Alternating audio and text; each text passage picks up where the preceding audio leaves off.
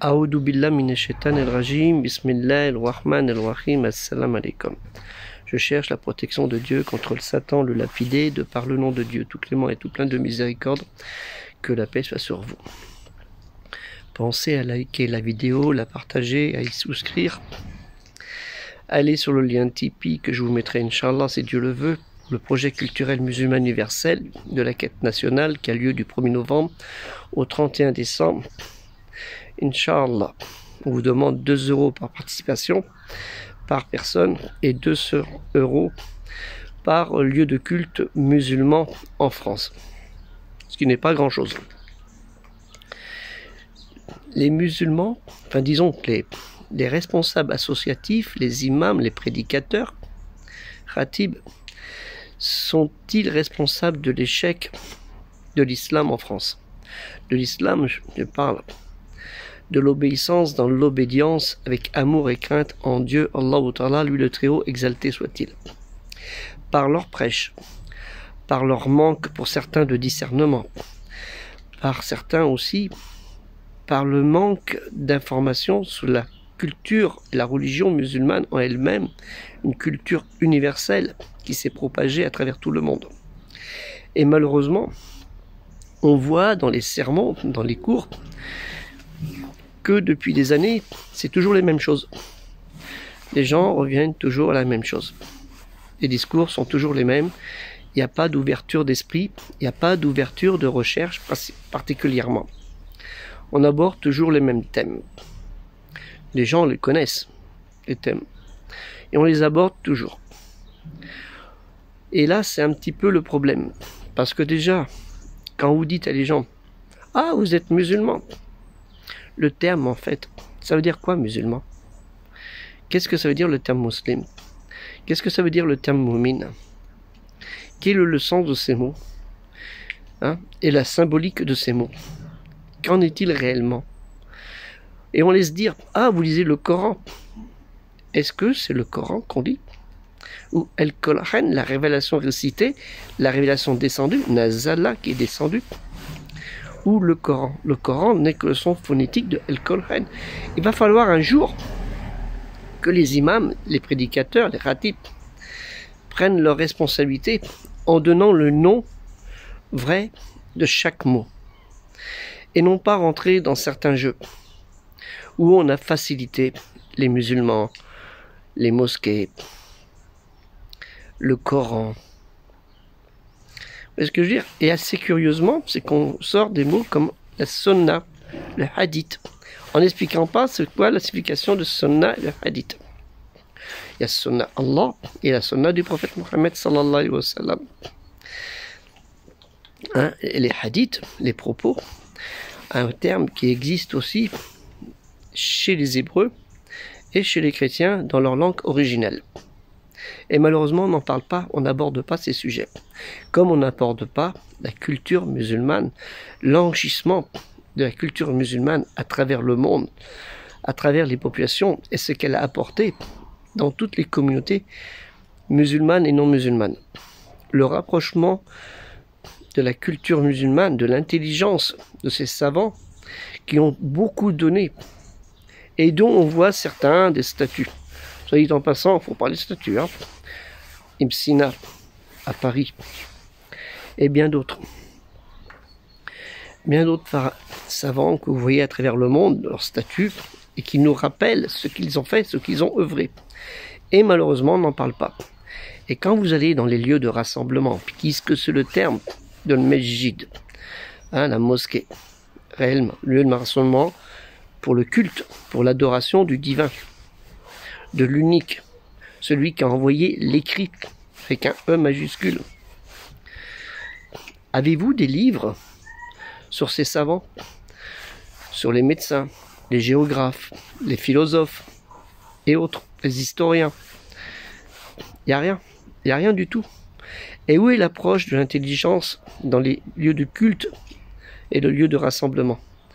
Où sont ces cours qui devraient être donnés aux jeunes qui, quand ils vous disent « je ne veux pas voir ceci, je ne veux pas voir cela », et qui n'ont aucune culture, non seulement religieuse, mais aucune culture dans la culture musulmane elle-même.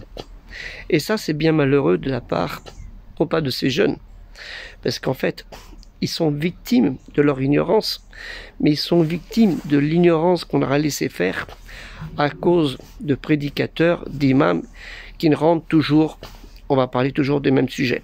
Faut pas se fatiguer hein, quand même. Les gens savent ce que c'est le tawhid. Ils savent ce que c'est que le monothéisme. Ils connaissent les 5 piliers de l'islam, l'arkan et l'islam. Ils savent tout cela. Mais à l'intérieur de tout cela, qu'en est-il? Qu'en est-il réellement? Parce que c'est pas tout de dire je fais la prière ou je fais mes ablutions. Avant les ablutions, il y a aussi ce qu'on appelle le rituel des invocations. Et dans la prière, il y a le rituel de l'invocation dans la prière, que ce soit dans le soujoud, dans la prosternation ou autre. Hein? Et comme pour le jeûne, c'est quoi le jeûne en lui-même? La spiritualité du jeûne. Et c'est quoi la spiritualité de la zakat, de l'aumône? C'est pas dire tiens, prends tes 7 euros, laisse-moi tranquille. Hein? Ou de la zakat al-fitr et la zakat amal, qui est 2 choses différentes. Et du pèlerinage, ou du grand et du petit pèlerinage. La spiritualité, qu'en est-il? Il y a le rite, on explique, voilà, tu fais ça, tu fais le tour, tu vas à tel endroit, Safa, Marwa, hein, tu marches un petit peu, tu cours un petit peu, tu vas te couper les cheveux, et après tu vas à Jbel, à Arafat et autres endroits. Non, c'est pas ça. Le prophète Mohammed, sallallahu alayhi wa sallam, sur lui le salut et la paix, nous a donné plein d'exemples, plein d'explications. Et dans l'histoire de Al-Kolchen, parce qu'il y a des histoires, on appelle les récits, il y a plein d'exemples à travers la vie des prophètes, de ceux qui ont vécu. Abraham, d'où venait Abraham? Quel était son parcours? Sa famille, tous ses enfants, et non pas que 2. Jacob, quels sont les noms des enfants de Jacob, qui se fera appeler Israël?